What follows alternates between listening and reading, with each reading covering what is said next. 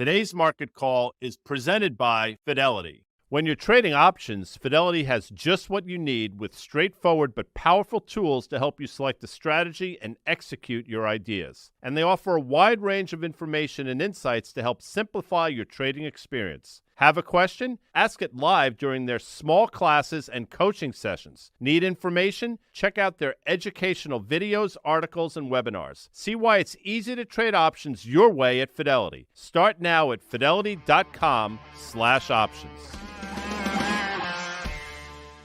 I love the way that guitar riff comes in right at the end. It's really good. Amanda did that. She did. It's April 2nd. It's 1 o'clock. Well into the month here on the East Coast. A little rainy out there. It's supposed to rain for a few days. April showers.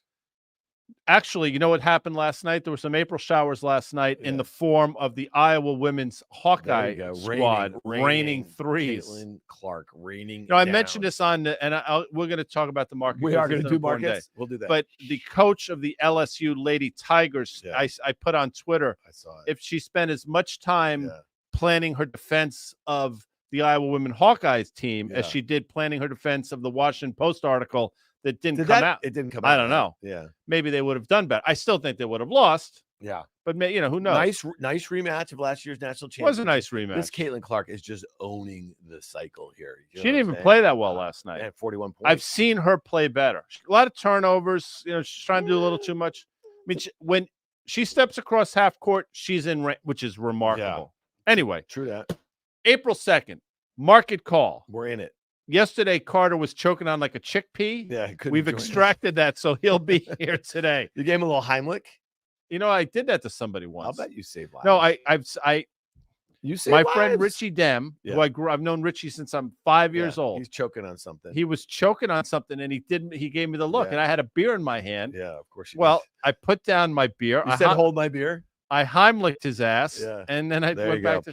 This day, he says, so we've been saying, guy, on the market call, I think for about like 10 trading days, we've been talking about how little is going on the stock index level. We've been talking about a lot of single stock movement. We've been talking a lot of macro, which to me kind of gets a little boring because we're like the stock market guys, we're the options guys. We like to kind of do the single names and some of the sector ETFs. Well, we're going to do a bit of that today. So sure we are. Well, it's a day we're going to have some trades for you. So stick around for that. But let's throw the rundown up because watch this.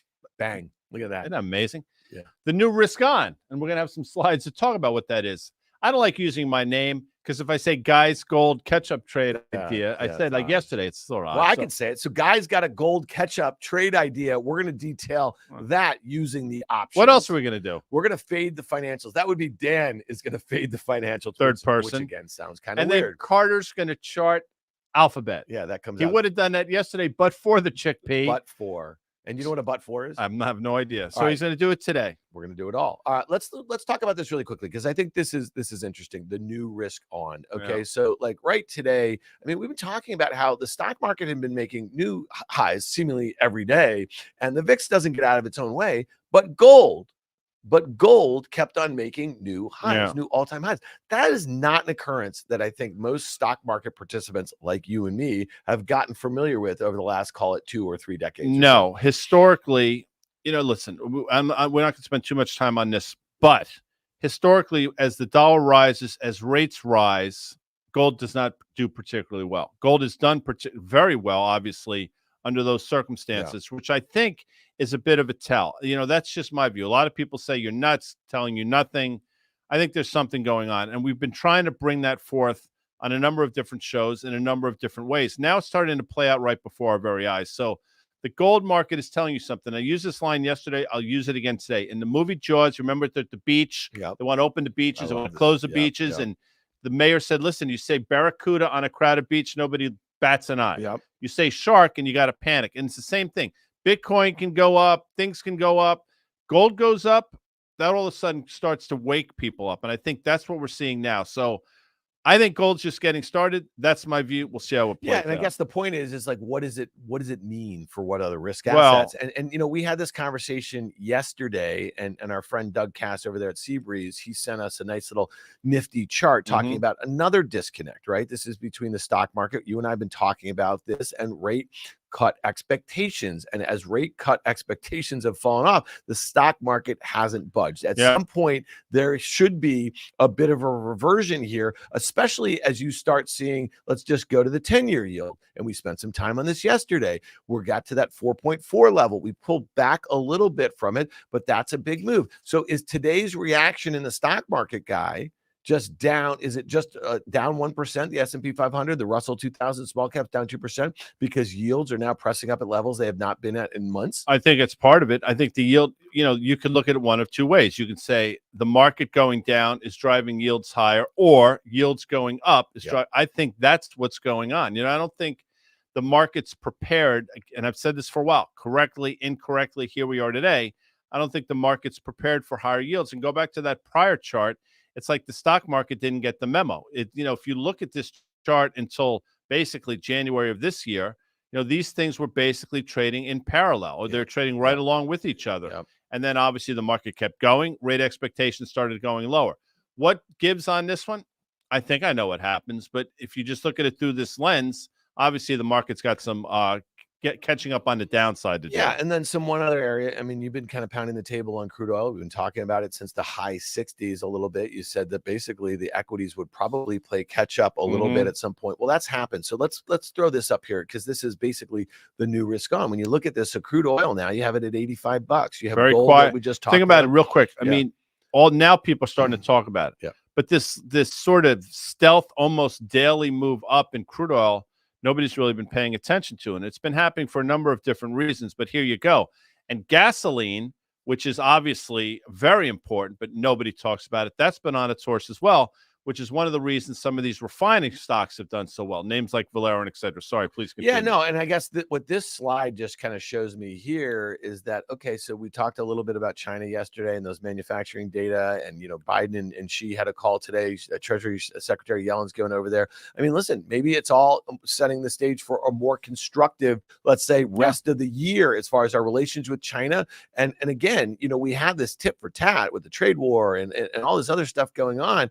I mean, I listen, and I know this is really sounds very political, but it might make a lot of sense. The Biden administration has been tough on China, just as the prior administration has been. This might give them the opportunity to say, hey, listen, our economy is doing pretty well. Theirs is not doing well. Maybe there's a way that we can all participate in a better fashion, but that would be bullish for crude oil and in other industrial commodities. Fair enough. And again, it's nothing political, but I think last year, excuse me, we sent 4 people. I think Gina Rometty went out there. I think Janet Yellen went out there. A couple other people whose names escape. We sent 4 people over there. And in the aftermath, they all came back and said, very constructive. A week later, the Chinese did something to sort of upset that apple cart. So we'll see. I'm not that optimistic. But again, I've said it 100 times. I'm prone to be pessimistic. So we'll see how this plays out. But it's interesting you brought that up. And you were talking about something yesterday. The Chinese seemingly have a pretty vested interest. I don't think they have a dog in the race in terms of the contender who's going to be president, but they clearly want to create some chaos around these elections. There was an article about them kind of sowing the seeds of kind of discontent on social media platforms, not too different than the allegations about what Russia was doing in 2016 and maybe some other nations were doing in 2020. And again, if the question is, well, who do they want? They may not want anybody. They just may want a bunch of discord going on in our country, making their system look a bit more stable than ours. And I totally get that. Here's one thing that I think is also really interesting, this disconnect. Look at the way Bitcoin is acting today versus gold. Now, you and I have talked about it on Market Call on many occasions. When you look at the move that gold has had 13% or 14% or so in the last few months, that is equal to like $1.5 trillion if you think about the market cap of gold. And then if you think about Bitcoin, at one point was up 80-90% in 2 or 3 months or so, to about $1.5 trillion. So you think about it, there's more money, like a lot more money moving into gold. And this speaks to some of the things that you've been saying, Guy, about central banks buying. And again, I know there's data in and around that. I don't know who buys Bitcoin. It could be rogue nations for all we know. It could be, Satoshi Nakamoto, like kind of leveling up a little bit on his position. What do you think? But at the end of the day, the capital committed towards gold, I think, is pretty fascinating. It's interesting you say that, and I understand what you mean. Just in price alone, that appreciation suggests those are the amount of dollars that are flooding into it. But there's also the aspect or the possibility that in the absence of selling, it just sort of lifts higher. It doesn't really take as much as you think to get the price higher. And when those dollars finally start moving in a meaningful way, one has to ask himself, who's the incremental seller here? Because I believe this, the central banks that bought it, they're not buying it to trade it. They're buying it to hold it. So you have to see, it's going to get very interesting very quickly here in the gold market. That's sort of my 2 cents. All right. And I don't think, you'd say, what do you mean going to get? Because it's been interesting. No, I think we're on the precipice of something really interesting happening, which is going to lead us to one of the first trades we're looking at. Yeah, no doubt. I mean, listen, I'll just say this. We can throw that gold chart back up there again. I think you and I are kind of on slightly different. I mean, you've been really right on this, and gold is something that I don't really understand and trade a whole heck of a lot of. And when I do, I usually do through ETFs and oftentimes using options on those ETFs. But like when I see that sort of move, like I probably want to pay for at least one pullback back to that flag that it made. And then maybe look at that 200-day moving average, or maybe that's the 150 right there, like the way that's kind of smoothed out. So I think it's a 200-day. No, and it's, yes, you're 100% right. But think about what you just said in terms of gold. And what have we been saying about the S&P forever in terms of, the inevitable pullback? We've been waiting for that for a long time. So I guess my point is, I agree with you. But as we've seen in other instruments, that standard deviations away can last a lot longer than one thinks. Anyway, sorry. All right. Let's bring him in here. Chickpea. Yeah. No, I mean, come on. It's Carter I'm Braxton. kidding. Upward chart. Was it Carter? You there? Yeah. I'm here. Yeah, I literally was choking on a chickpea. It's tough to do something oral and verbal if you're no doubt. I mean, listen, but I like the notion. I mean, the chickpea means that it was on top of some hummus for his lunch, or possibly it's something that he'd put on his sweet green salad. I don't know. God knows. Something that was unsteak-like. Let's say it that way, right? I noted. All right, fair enough. All right, Carter, help us out a little bit here. I know that you've taken a look at gold with us as we've been discussing it. Guys had his reasons for wanting to be long of it. This move is he's been saying it's going to break out, and once it breaks out, there's probably activates more buyers, right, than profit takers, especially when you think about the folks or the institutions that are buying it. Thoughts here a little bit, and definitely we want to get into how to play for a catch up if you're looking for other risk assets that may mirror this performance. Sure. So generally speaking, it always and ever gets back to what one's time frame is, who one is in the market, knowing yourself. And so the person that states it's up from 2,000 ounce to 22, 23, up more than 10%. That's too fast, too quick. I want to short it. I play for 3 and 4 week trades. That's a very valid point of view.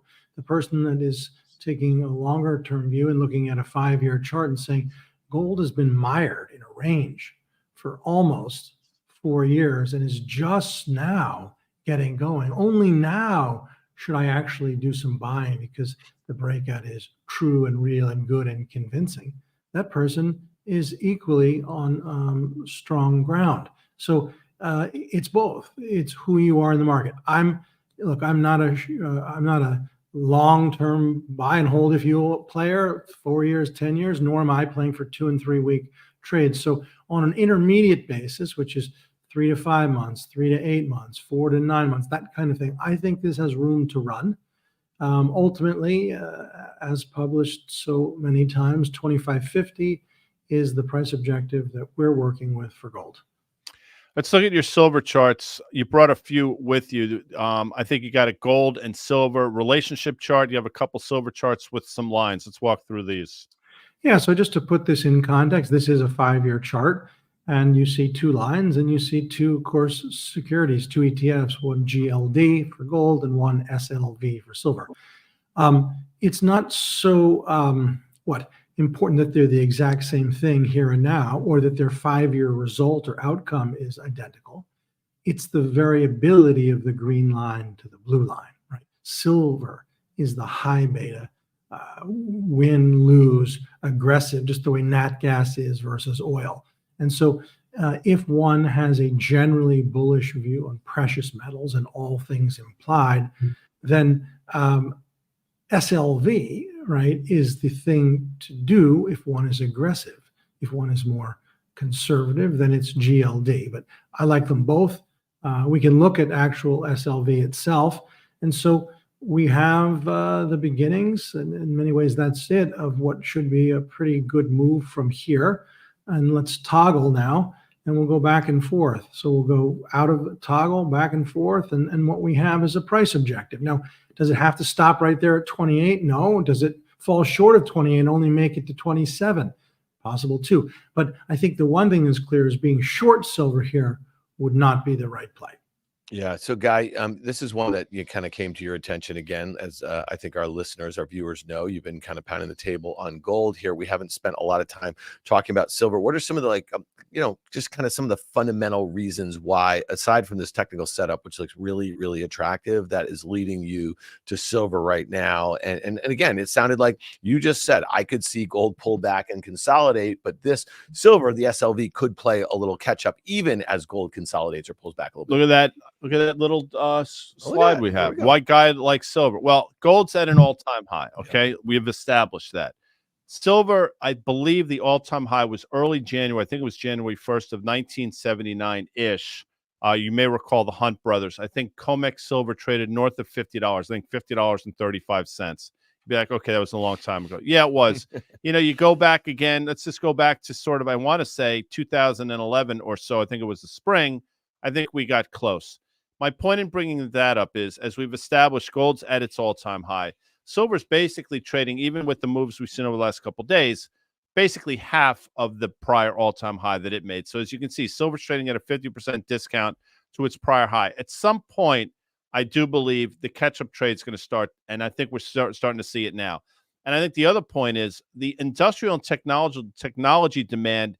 It's completely underappreciated by the street. I mean, there is still an industrial use for silver, and there's still a technological use for silver and all the things that we talk about on our shows on Fast Money and CNBC every day. Gold is a commodity in name only. There's really no end use outside of jewelry. Mm-hmm. Silver is an industrial metal that still has uses, and at some point, I think the market's going to start to pick up on it. For those three reasons, yeah, I'm as bullish I am as gold. I am equally bullish now of silver. Right. And when we think about how to kind of maybe time this trade, I think Carter really laid it out, who you are in the market, what are your time frames, that sort of thing. We are obviously a bit more short-term oriented on the trading front here. And when I listen to the reasons why you want to take a look at SLV and the technical setup that Carter sees, I say to myself, this looks kind of interesting to kind of play with defined risk using options. What do I like to do? I like to target events here. So we know that there is a May 1st Fed meeting, and then we have a June, I think it's 12th Fed meeting here. So I want to look at June expiration. I want to give myself some time for this to play out. Quickly, just, when I look at the price of options, let's kind of flip to implied volatility here. This one, sets up kind of interesting for me. Looks kind of cheap-ish, if you will. So I want to buy a call spread. I want to look at the June 24-26 call spread, paying about 55 cents for that, buying one of the June 24 calls at about $1.10 to open, selling one of the June 26 calls about 55 cents. Okay, that costs me about 55 cents. I break even at 24.55. So that is the strike of the call that I am buying plus the premium that I'm paying. I can make up to $1.45 between 24.55 and 26 with a max gain above that. I have losses up to 55 cents between 24 and 24.55 with a max loss below that. Here's the way I'm thinking about the risk reward here. I'm risking 2.3% of the ETF price. I have a break even up less than 4%. And if the ETF is up 10% in 2.5 months, I have nearly a 3-to-1 potential payout. I just like the risk reward here. And again, if you thought that this thing could make a straight shot much higher above 26, you would not be doing a call spread. You would just be buying a call. I just think paying $1.10 for a 24 strike at 2.5 seems like a lot to me right now. That's why I'm comfortable near term playing for a $2 wide. You give yourself some time without question. It's about 2.8 to 1 in terms of risk reward, which I think sets up well. I think you typically want to be worst case sort of a 2 to 1 in your favor in terms of risk reward. This gets you close to 2.8 to 1. It makes a lot of sense. So I like the trade. I like the duration, and I think we're going to know. This is again my opinion very quickly if you're going to be writing this thing or not, Dan. Yeah, and again, so to me, it just nearly a 3-to-1 payout. I got a lot of time to play, and I look at Carter's charts, and I said 26 should not be hard. If some of the things that you think is going to play out in the macro landscape, then that looks like a pretty decent risk reward here. All right, really quickly, we are going to be getting into earnings season here, Guy. But first things first. Yeah. Now, you obviously grew up trading options, but for some folks out there, trading options might be new for you. or maybe you've been doing it for a while, like Dan Nathan. Either way, Fidelity is your go-to source for clear and relevant information about trading options. For example, ask Fidelity professionals questions during their live small classes and coaching sessions and learn more with educational videos, articles, and webinars. Plus, with Fidelity's straightforward tools and technology, you'll find it easier than ever to trade options your way. See what's waiting for you at fidelity.com/options. There you go. I've been using the Active Trader product for years at Fidelity, and it is pretty pro, as they say. Okay, as we said about earnings, one of the things that I find most fascinating, and again, I did the options action program on CNBC's for 10 years, and I did it with Carter for many of those years. And one of the reasons that earnings season is so interesting to me, and the overlap with the potential to define your risk into potentially binary events or hedge portfolios or hedge single names, is that, you know, you have this expected movement. You know, the market tries to kind of get in front of some of that sort of stuff here. So when I think about this first group that's going to set to report, this is late next week. So this is on Friday, April 12th. We have JP Morgan, we have Wells Fargo, we have Citi, and then the following week we have some of those investment banks, Goldman and Morgan, plus Bank of America. I say to myself, okay, let's look at an ETF that tracks that group. We know that the XLF is not perfect here. We know that the largest weighting in the XLF is Berkshire Hathaway, which obviously has a whole heck of a lot of exposure in and around the insurance space, but it also has a lot of those big money centers. Look at the move that ETF has had, and we'll let Carter take a look at that. I just see this thing. It's been kind of grinding a little higher, holding on to that uptrend. It's kind of testing it a little bit here. And I say to myself, I got lots of catalysts. I got a market that looks a little overdone. I got rates that are going higher. And I got to tell you, Guy, a year ago when rates were going higher, the big concern was that money centers and regionals were going to have problems with their kind of held to maturity, mark to market portfolios of treasuries and the like here. And so again, we saw banks fail because of that. If I look at a 5-year of the XLF, I'm back to a level here that looks kind of troublesome to me, okay, especially if I think things are about to get a bit more volatile in the broad market. And then I look at the underlying volatility, the price of options in the XLF.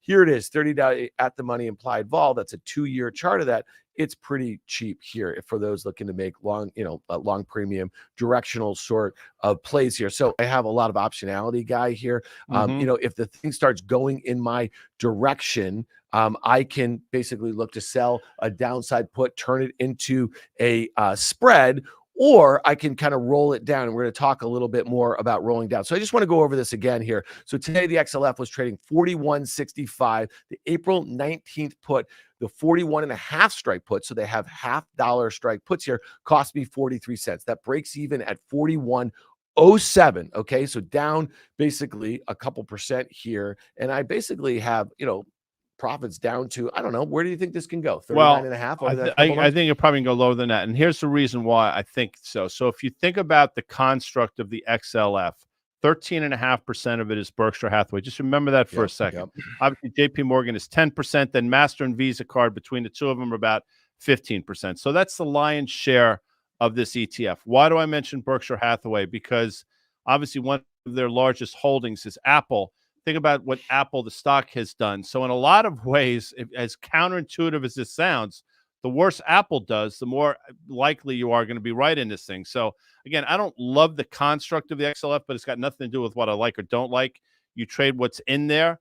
But I think this trade, again, with that trend line, this was another one where you're going to know very quickly. Yeah, Carter, tell us what you're seeing here with the XLF into these bank earnings over the next couple of weeks. Yeah, I mean, it's as you point out, it's an imperfect if one's trying to capture the bank trade. There's KBW Bank Index, but there's an ETF KBWB. But either way, what we know is this sector, from its low to its present position, the 5.5, almost 6-month advance that is not only for the sector but for the S&P. This sector is up 34, almost 35% versus the S&P up 28. And it has come a long way. And so, yes, I like the trade. I like the idea of certainly being bearish here. And it's just a question of whether one gets enough of a drawdown to make it profitable. But that's the bet. Yeah. So again, with 41.65 here, you see how far we've come. If you look at just the April 19th, 41.5 strike put, costs you 43 cents, breaks even down at 41.07 there. So again, it's a little more than 1%. I just like the risk reward here. And like all long premium directional trade ideas, I'm going to look to cut my losses at 50% of the premium spent here. But again, this gives me a couple weeks. So I like the catalyst. I like the way the market's acting here, and I like the setup. All right, Carter, last week, or 2 weeks ago, it was March 19th, Guy and I laid out a bullish fundamental case for Google, for the alphabet. It'd been lagging many of these generative AI peers. We were looking at a May call spread. Guy likes to use this expression, and I love it because it's a great momentum trading strategy of buying the breakout. We were talking about how the NASDAQ 100 making new highs every day. Some of these Gen AI names were just going ballistic, and the sentiment was really poor against Google. So we did, we just basically laid out the 155, 170 call spread in May. Well, here we are. The stock's appreciated. It's filled in some of that gap from its earnings. It's kind of stuck in and around its prior all-time high. Talk to us about what you're seeing in the charts here. And then Guy and I kind of want to update our thesis on the name and kind of roll this trade up and out a little bit. Yeah, so Google had been a big laggard to its other sort of super cap, magnificent peers. And at this point, it's moved a lot. But the question is, does it ultimately make a new high? All right, so many securities in the market are well above their own respective late 2021, early 2022 highs, and Google is not. And I think ultimately one has to have that view. So let's put the lines in that would make that case. The symmetry is very clear. Returning to a level is an inherently difficult thing. You typically back and fill, but ultimately in time, up and out. And so can annotate it another way. A lot of people like to name their patterns. These are not important, the names. It's what a setup is for a presumptive move higher. And so it does get down to what is one buying Google? Is one selling Google? Or is one saying I'm not interested in either one? I think of the three, buying Google is the one to embrace. All right, so let's keep that chart up for a second, or put up our real-time chart, and you'll see the first high we made in Google, Dan, was probably back in like many of these stocks in November of 2021. You saw the subsequent sell-off. Then in January, I believe, of this year, we traded up and made a similar high. We spent January, February, and part of March selling off. So it appeared as though we had a textbook double top. Remember this for a second. Amanda, real quickly, pull up an SMH chart of the same duration. There's a reason why I want to show this. Again, a lot of this becomes pattern recognition. I'm not suggesting Google is a semi-stock. That's not my point at all. But you'll see this. Now, look at those prior highs in the SMH. We mentioned this 165 level. We traded up to it. We failed. And then for the next couple months, we spent the time going lower in the SMH until you got back to those prior highs. And then obviously you saw the explosion higher. Again, I'm not suggesting you're going to see a similar move in Google, but the technical setup is extraordinarily similar. So we're back up at those levels. Obviously, you have the broader market working against you right now, but somewhat counterintuitively, if some of these high-flying tech stocks start to give it up, I think you're going to see money flows into names like Google where you could at least rationalize the valuation, Dan. Well, the valuation is rationalized right now here. And I think to your point, Guy, it sets up for a breakout with the slightest bit of decent fundamental news. I mean, right now, expected EPS growth this year of 22%, trading about 22 times. Next year, expected EPS growth of 15%, trading just below 20 times, with kind of low teens sort of expected sales growth, and that's accelerating. So to me, the valuation story is there. The sentiment's really bad. A couple of weeks ago, there was there were rumors out. It was reported that Apple is talking to Alphabet to license their generative AI model, which would be Gemini. They're probably going to do this before Worldwide Developers Forum. So to me,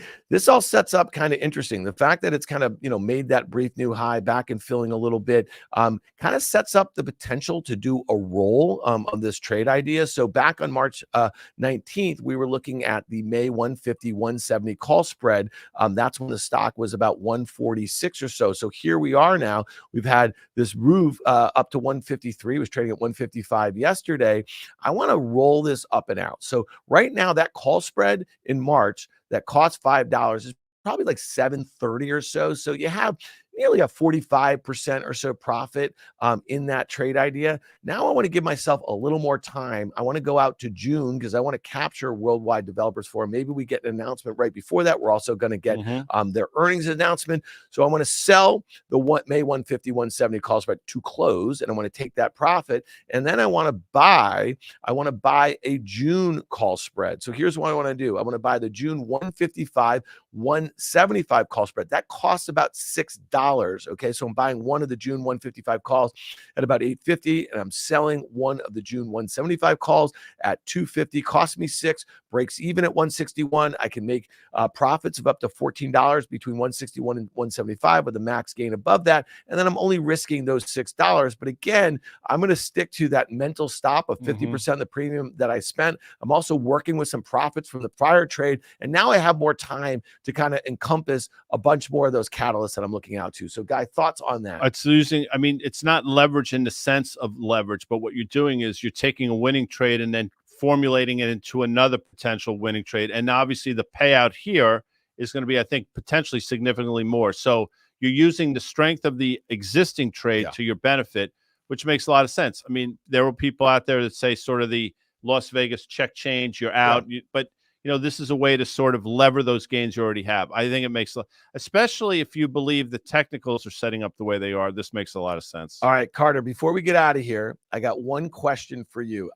Is it safe to say that you probably looked at millions and millions of charts? How is that your possible? Career? How many charts? Have you ever gotten this question? Like, you know, some people will say, how many free throws or how many 3-pointers has Steph Curry tried to do, you know what I mean, in his lifetime? Practice, games, all that sort of stuff. It's probably hundreds of thousands, millions. Hundreds of thousands. Yeah, something like that. How many charts do you think you looked at, Carter?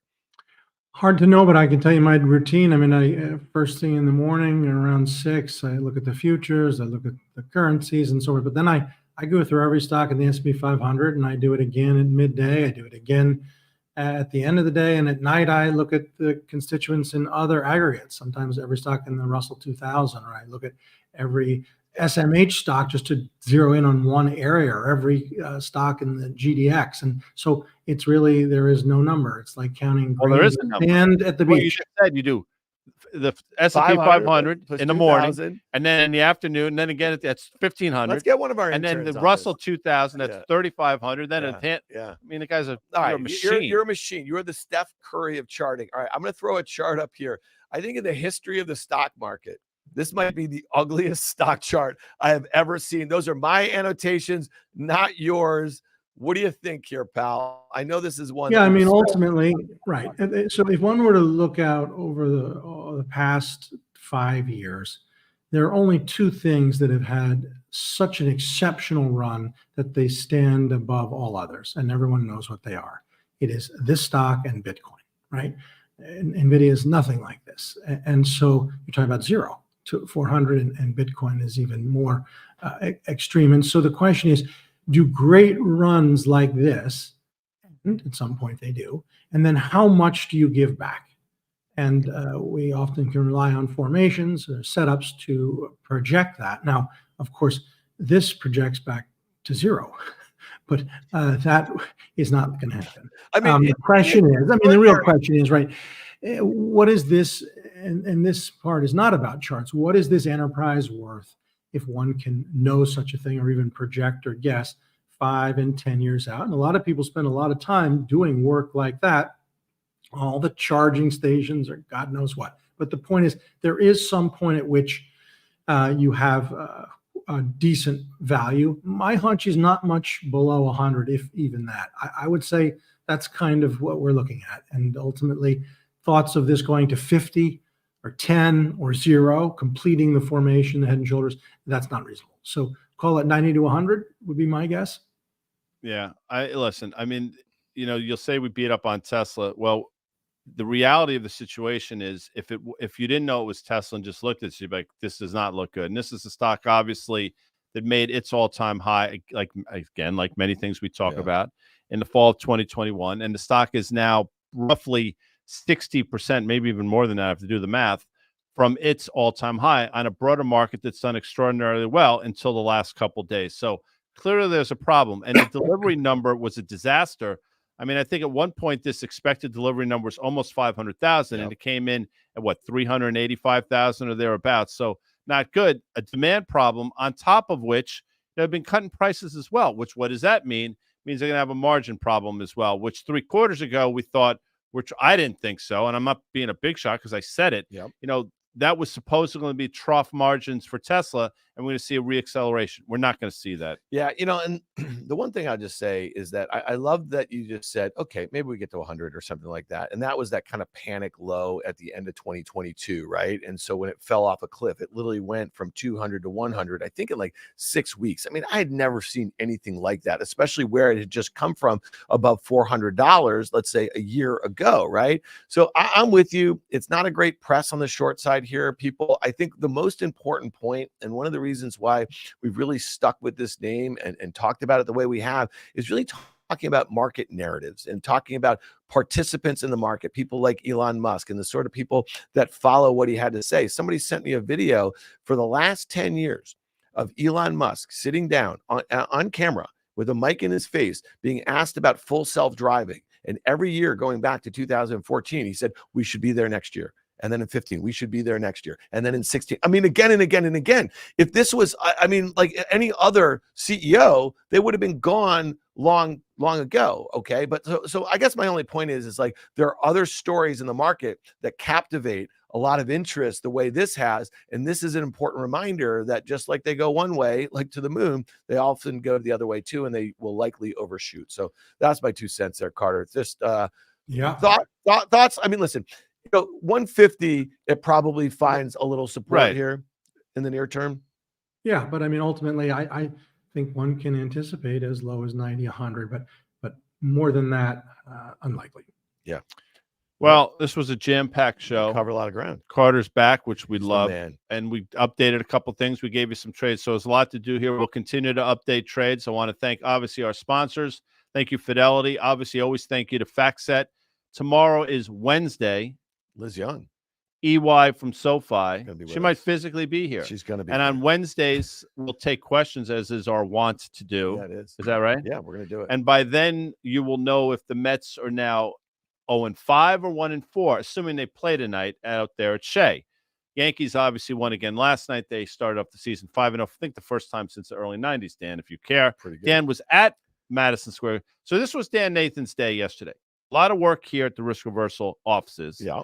A lot of studio work. I mean, podcast shows. Yeah. Then you did CNBC's Fast Money at 5 o'clock. Yeah. Then you went to the Madison Square to watch the Rangers lose to the Penguins of it's a bummer. Pittsburgh. Yeah. Sidney Crosby, the best player on the ice last night, but they're playing for their playoff lives. Yeah. And then you walked to 30 Rock. Yeah. Or maybe you took a car. I don't Took a know. car. And you did Stephanie Rule's show at 11. I did. That's a long-ass day. Hour.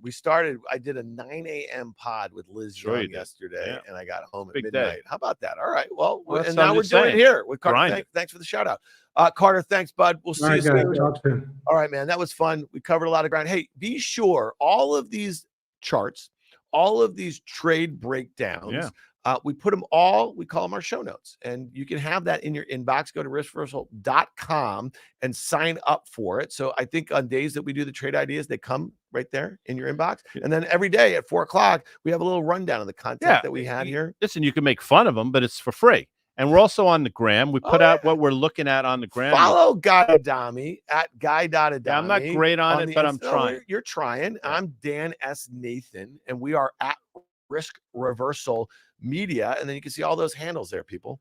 And our YouTube page. I'm sure most of these folks have already subscribed. But they're there right now watching it on the YouTube. No, but they might not have subscribed yet. Subscribe. You got to subscribe to the YouTube. You got to smash that subscribe button. Look at this. We got the little thing over here. It's all right, well, boss. Yeah. We'll see you tomorrow. All right. See you, everyone. Thanks.